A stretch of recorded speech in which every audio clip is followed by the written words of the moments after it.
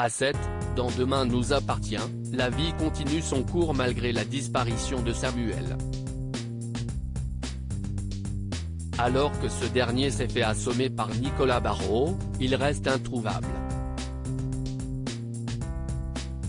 Mais tout va changer. On y reviendra un peu plus bas. En attendant, Judith se retrouve seule au mât. Chloé propose de l'aider et Marianne décide de se joindre à elle.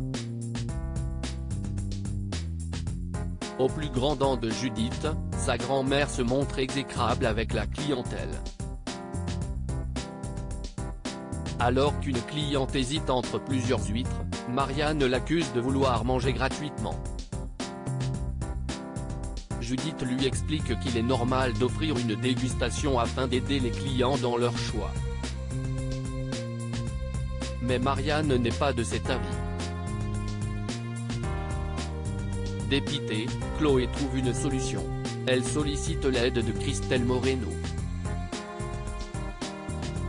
Cette dernière a pour mission d'appeler Marianne et de décréter qu'elle doit venir en urgence à l'hôpital pour s'occuper des plannings.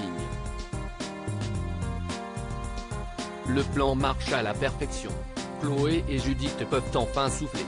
Demain nous appartient épisode du 15 août 2022 du côté de Dorian, le vol de Camille va peut-être lui être favorable. Alors qu'Aurore sait son neveu incapable de voler, elle doit prévenir Bénédicte. Cette dernière est choquée par la nouvelle et refuse de croire son fils coupable. Aurore lui explique sa théorie, Dorian veut protéger Camille pour le procès du meurtre de Stanislas. Aurore tient à la rassurer, Dorian ne risque pas grand-chose. Ni une, ni deux, Bénédicte met au courant son mari. Étienne souhaite comprendre le geste de son fils et décide de lui parler. Mais dans votre série favorite, Dorian est connu pour être têtu. Face à son père, il maintient sa version des faits. Il évoque ensuite la situation entre ses parents. Il se doute qu'ils vont se séparer et angoisse. Étienne s'excuse d'avoir quitté le domicile et annonce à son fils ainsi qu'à Bénédicte, qu'il compte revenir à la maison.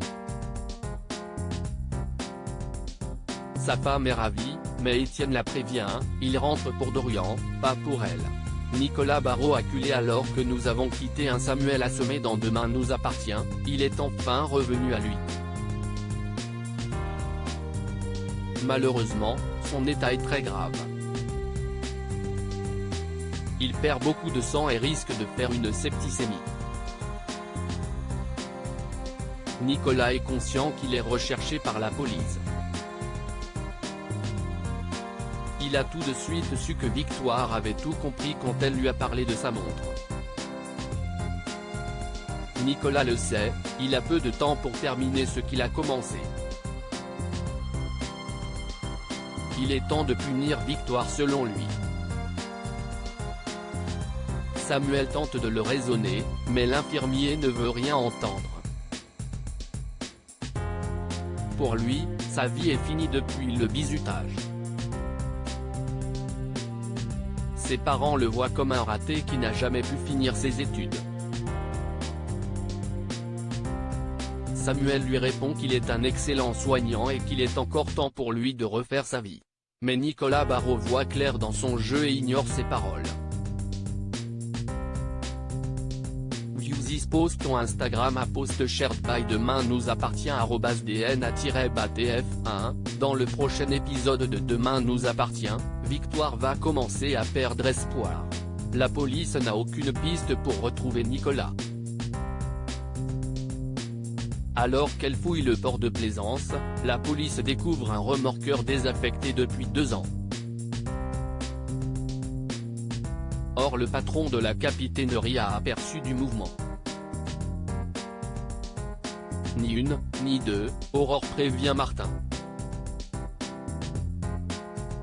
Au même moment, Nicolas Barrault détient Samuel, pieds et mains liés sur le pont du remorqueur. Malgré ses supplications, l'infirmier reste décidé à le noyer. Au loin, les sirènes de la police se font entendre. En panique, Nicolas pousse Samuel par-dessus bord. Après avoir fouillé de fond en comble le remorqueur, Victoire aperçoit des bulles dans l'eau. Sans réfléchir, elle plonge pour sauver son compagnon. Aurore saute à son tour et au bout de quelques secondes, Samuel sort la tête de l'eau.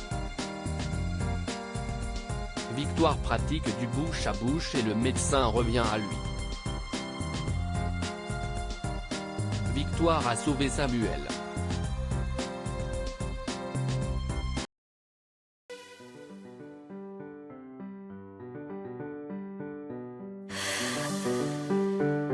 나